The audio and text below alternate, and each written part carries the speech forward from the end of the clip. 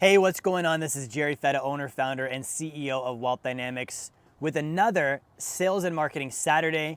Now, before we jump into today's message, I want to give you guys a special offer. It's going to be at the very end. I always have a special offer, so if you haven't caught on yet, you have to watch the whole video to get to the special offer, right? That's at the very end, and it's going to help you tremendously on improving your business, improving your sales, okay? So make sure you stick through to the very end of the video, and you're gonna be able to click that. That's gonna be phenomenal. It's gonna change your business because it's done that for myself, and I wanna share that with you at no cost.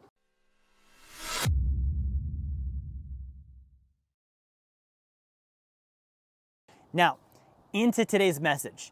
If you are a salesperson or an entrepreneur or a business owner, right, this message is for you. This is what these are about. So I do Sales and Marketing Saturday because I am a salesperson, I am a marketer, I am an entrepreneur, and I believe anyone that is in business or entrepreneurial activities, the number one thing you need to have after your idea is the ability to communicate and sell people on it, right? It does not matter how great your idea is. It doesn't matter how good your team is. It doesn't matter how good your systems are. If nobody knows what you do and who you are and you can't convince people to get on board, none of those things are gonna last. That's where money comes from.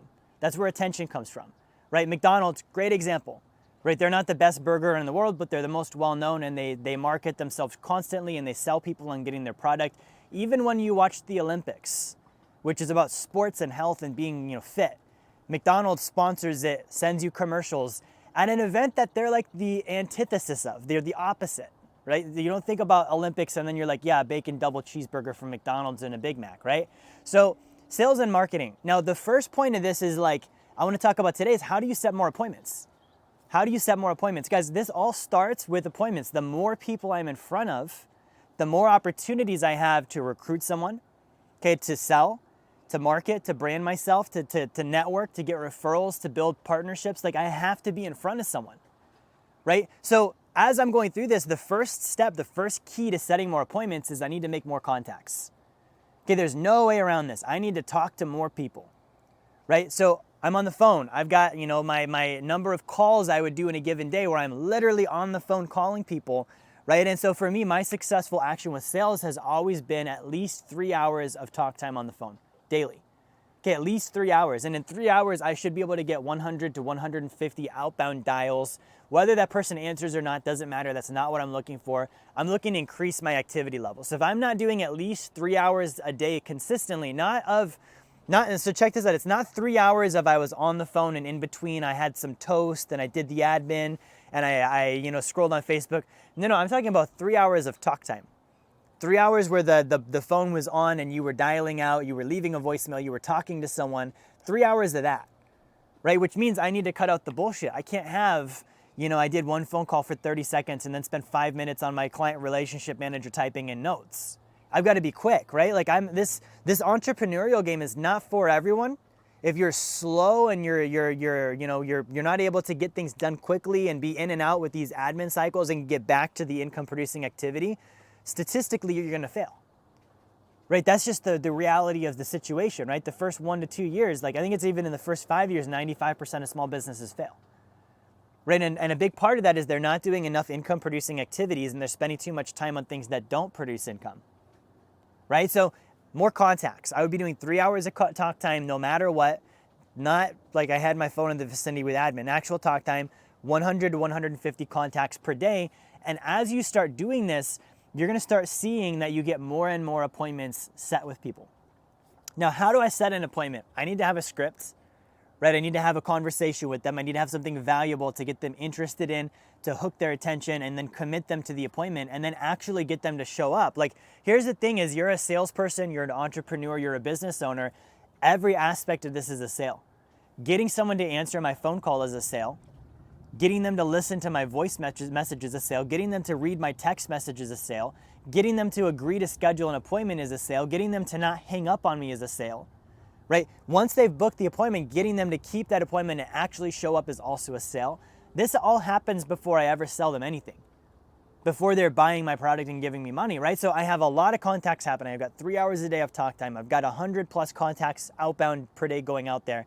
And then once I get someone on the phone, I've got a script. And I've got a great offer and I've got a hook to get them interested. I've got a way to get them into appointments. And at the bottom of that script, This is the first mistake that most entrepreneurs and salespeople make. We're too afraid to lose the appointment that we actually lose the appointment. Right? I'm on the phone with someone and they're like, yeah, I'll meet up with you. Let's do Tuesday at 4. And I just take their word for it.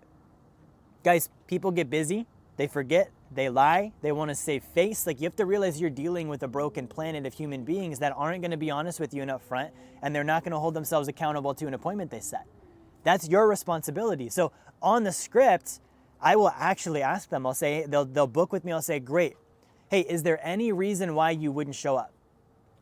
Right? Barring like a family emergency or, some crazy event happening, is there any reason why you're not going to be at this appointment? Can I make sure that they agree? Yes, I'll be at the appointment. Now I'm going to send them a calendar invite. I'm going to include my email in theirs. And that's not it. I'm also then going to lock them in. I'm going to tell them how much the appointment's going to be worth to them. I'm going to make sure they remember who I am by doing something unique on that call that's going to make me stick out and seem valuable.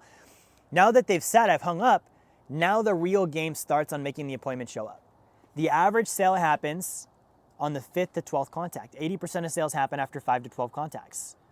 Right? So if I called them once, that's great, but I still need to do at least 4 more contacts before I ever even have an appointment with them. Otherwise, statistically, they're not going to buy anything. So think about that. And this doesn't mean book your appointments for a week out so you've got lots of time to follow up. It means book your appointment for as soon as they'll commit to, and then you make sure you get your 5 to 12 touches in between now and that appointment.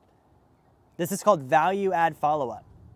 Right? What you're doing is you're establishing those touches, right? You're reaching out, you're sending, and it's not just, hey, checking in. Hey, I'm following up again. Hey, still gonna make it? No, be like, hey, I know we've got our appointment already tomorrow. Like I said it with you tomorrow, but I just couldn't wait. Here's an article I found that I really think is gonna be valuable. I'm texting it to you now so you can read it. I'd love to talk with you more about this tomorrow. I've just accomplished one more touch. I called them the first time. Now I did this text. Okay, I might even thank them for their time another time. Hey, I know I just sent you the article, but I wanted to let you know it was really special talking to you. Thank you for your time. Added another touch now. I'm up to 3. Okay. Then I could maybe, follow them on social media and comment on a photo and say, hey, that's awesome. They're hanging out with their kid. I did that, when I was little, or I go there too, or, you have a great looking family. That's now 4 contacts, right? Actually 5. I followed them and I left a comment. That's 5 contacts. I've done now my 5, right? Before the day is up, I'm going to call or text them one more time and say, hey, I don't mean to be a bother. Whatever you're concerned about, go ahead and voice it. If you're like, I don't want to do this, I'll be a bother. Good, then tell them, I don't mean to be a bother. I know I've contacted you a lot. I don't mean to be a bother. I just want to make sure you're still good for tomorrow. I want to respect your time. So is this still a good time for you tomorrow? Okay, that's 6 contacts. They're going to say yes. Awesome.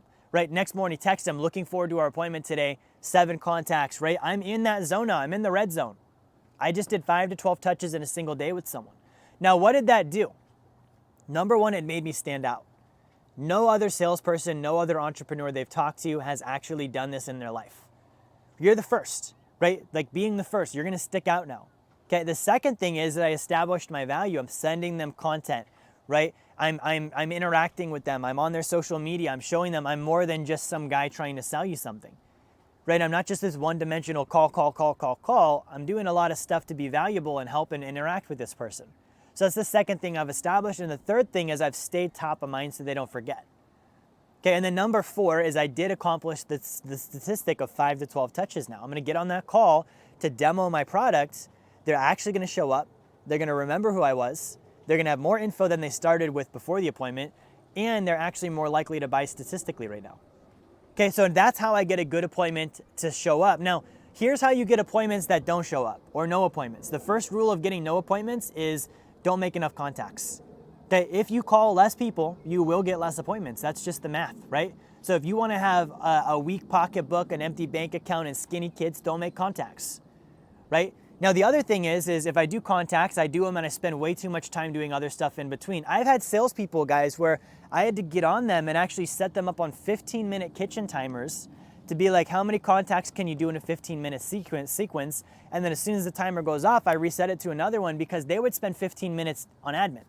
Or 15 minutes being a space case, zoning out, thinking about God, who knows who what, like what they're thinking about during their calls.